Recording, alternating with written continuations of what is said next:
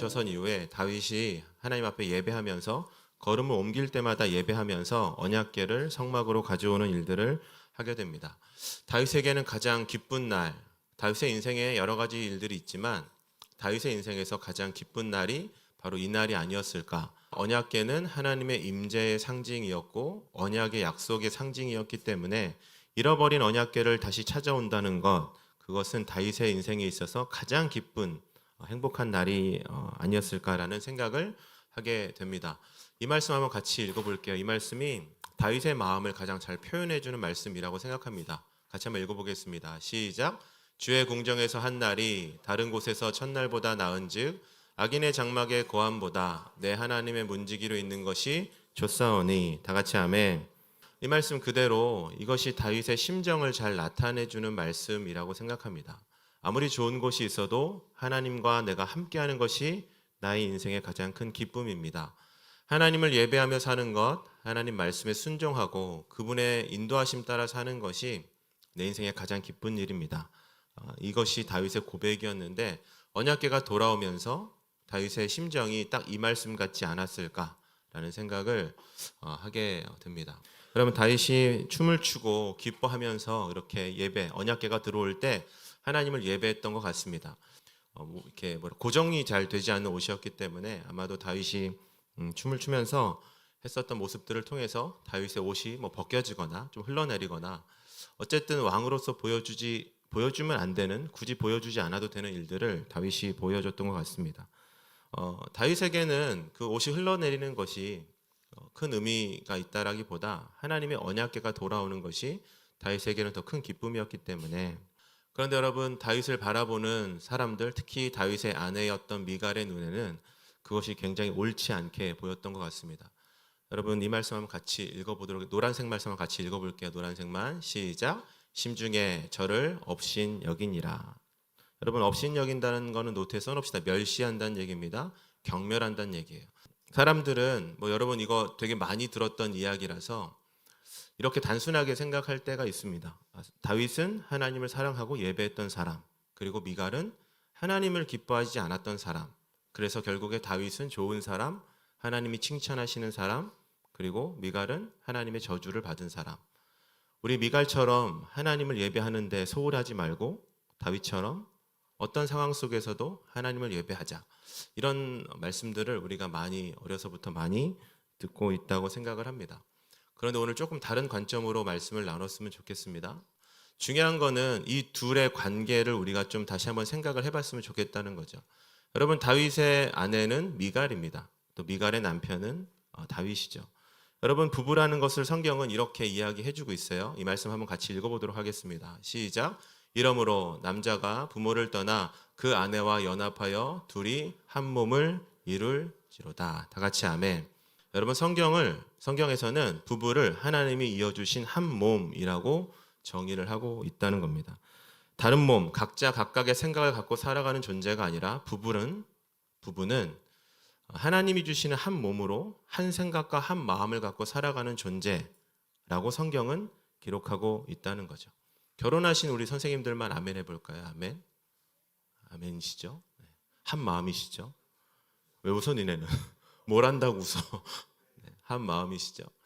그게 성경이 정의하는 부부의 모습이라는 거죠. 그런데 이 다윗과 미갈의 모습을 보면 그 하나됨을 지키고 있지는 않습니다. 완벽하게 갈라진 모습을 보여주고 있어요. 다윗은 하나님을 예배하는 그 자리에 하나님을 기뻐하면서 옷이 벗겨져도 모를 정도로 하나님을 예배하고 있는 반면에 다윗과 한 몸이었던 미갈은 성 안에서 다윗을 바라보면서 정죄하고 다윗을 멸시하는 그 자리에 있었기 때문입니다. 여러분, 미갈이란 사람, 다윗의 아내는 언약궤가 들어올 때 성 안에서 그것을 바라보고만 있었습니다. 언약궤가 들어올 때 모든 백성이, 모든 사람들이 그 언약궤를 기뻐하는 자리에 미갈은 참여하지 않았습니다. 그리고 다윗을 바라보면서 다윗을 업신여기는 그런 일들을 미갈은 하게 되었다는 것을 말씀을 통해서 알게 됩니다. 그런데 저 보세요. 한 가지 또 우리가 생각해 볼 것은 다윗도, 따라합시다. 다윗도 미갈의 곁에 있지 않았다. 여러분, 저는 저와 여러분들이 주목해 볼 점이 바로 그 점이라고 생각합니다. 다윗이 위대한 사람이죠. 왕이죠. 그리고 엄청난 역할을 받은 사람이죠. 그리고 언약궤가 돌아올 때 그것을 가장 앞에 서서 기뻐했던 사람인 것은 맞습니다. 그런데 정작 하나님이 가장 기뻐하시는 자리, 다윗의 자기 인생에서 가장 기뻐할 만한 그 자리에 다윗은 자신의 아내 미갈과 함께 하지는 않았다는 겁니다. 미갈에 그것을 이야기하지도 않았던 것 같아요. 그리고 미갈을 그 자리에 초대하지도 않았던 것 같습니다. 물론 부부라는 것이 끝까지 한 마음을 지키면 좋겠지만, 그리고 다음에 또 나누겠지만 미갈과 다윗 사이에 여러 가지 일들이 있었기 때문에 미갈의 마음이 상했을 수도 있지만, 여러분 성경 어디를 봐도 다윗이 미갈에게 언약궤가 돌아온다는 것, 그 언약궤를 돌아왔을 때 자기 다윗 나의 마음이 어떻다는 것, 그리고 이것이 하나님이 얼마나 기뻐하시는 일이라는 것을 미갈에게는 이야기하지 않았습니다. 여러분 말씀을 오늘 읽지 않겠지만 뒤에 쭉 보면요, 다윗이 미갈을 정죄합니다. 야, 네가 하나님의 예배 언약궤가 돌아오는데 동참하지 않는구나. 그리고 다윗이 뭐라고 해요, 여러분? 물론 그 모든 과정 속에서 하나님의 섭리하심이 또 하나님의 뜻이 분명히 드러나 있지만 다윗은 미갈을 저주합니다. 그리고 미갈과 함께 부부의 언을 뭐라고 그럴까요? 끊어내는 그런 일들을 다윗이 하게 되는 것을 말씀을 통해서 우리가 보게 됩니다. 여러분, 오늘 말씀은 단순한 얘기입니다. 하나님은 부부를 한 몸으로, 각자 한 명 한 명이 아니라 한 몸으로 부르셨습니다. 이 말씀 이해하시면 아멘. 노트에 써놓으세요. 한 몸은 서로를 향한 사랑의 책임이 있습니다. 여러분, 다윗이 만약에 미갈이 성 안에서 자신과 함께 이 기쁨의 어떤 잔치에 참여하고 있지 않았다면 다윗에게 예배의 자리와 하나님을 섬기는 자리가 너무나 중요했지만 다윗의 또 다른 삶의 모습 속에서 미갈을 찾아가고 미갈을 돌보고 미갈을 설득하며 자신의 사랑하는 첫 번째 아내를 그 자리로 데리고 와야 하는 그 책임이 다윗에게도 있었다는 것을 우리가 말씀을 통해서 알게 됩니다. 또 마찬가지로 미갈, 아무리 남편이 미워도, 아무리 남편 사이에 내가 씻을 수 없는 상처가 있다 하더라도 하나님이 한 몸으로 이어주신 부부였다고 한다면 미갈은 다윗의 기쁨을 생각하고 우리 남편, 우리 왕, 하나님을 사랑하는 저 왕이 왜 저토록 기뻐할까를 생각하고 그 잔치에, 그 함께함에 동참했어야 됐는데 미갈도 그 일을 하고 있지 않았다는 겁니다. 그래서 이렇게 좀 생각을 할 수 있을 것 같습니다. 다윗에게 잘못이 없나? 아니죠. 다윗에게도 잘못이 있다고 저는 생각하고요. 미갈, 엄청난 잘못이 있다고 생각합니다. 이 둘은 하나님이 주신 한 몸으로 이어졌음에도 불구하고 서로를 향해서 전혀 사랑의 수고와 책임을 다하고 있지 않은 모습을 보여주고 있기 때문에 그렇습니다. 여러분, 우리도 마찬가지죠. 공동체로 저와 여러분을 등대라는 공동체로 불러주신 줄 믿습니다. 다 같이 아멘. 큰 목소리로 아멘.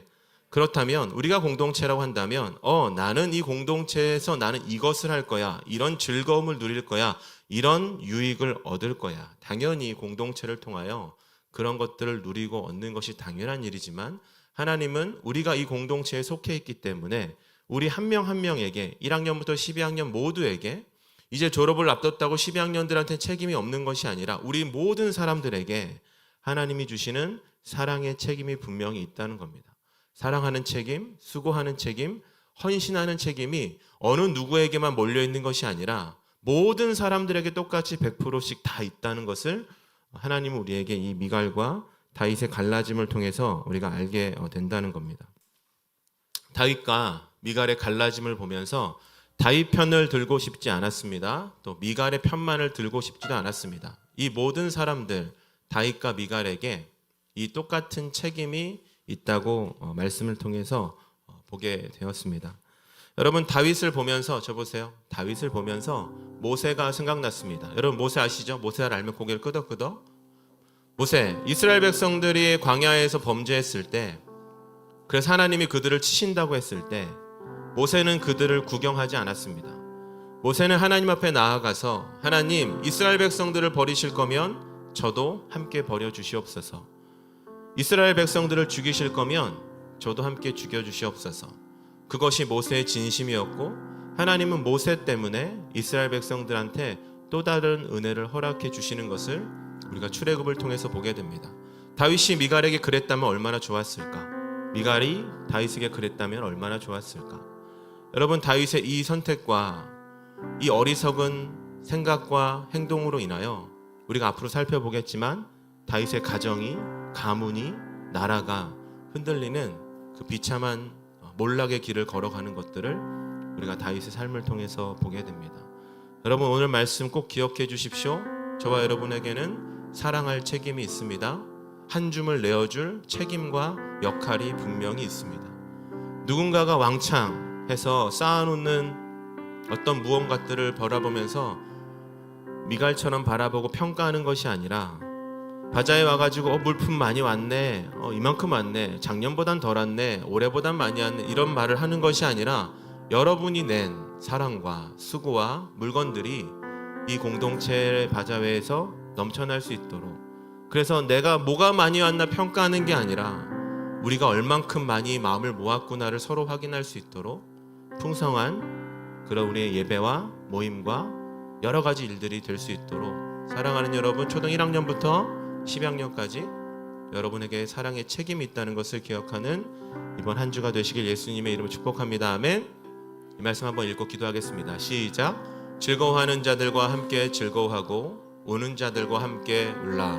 다 같이 아멘. 하나님, 기도하겠습니다. 사랑의 책임을 다하는 제가 되게 하여 주시옵소서. 솔로몬 입학설명회, 그리고 날마다 드리는 예배, 학교에서 일어나는 모든 일 구경하지 않고 마음을 쓰고 사랑을 주고 시간과 재정을 나누는 공동체 되게 하여 주시옵소서. 같이 이 시간 기도하도록 하겠습니다.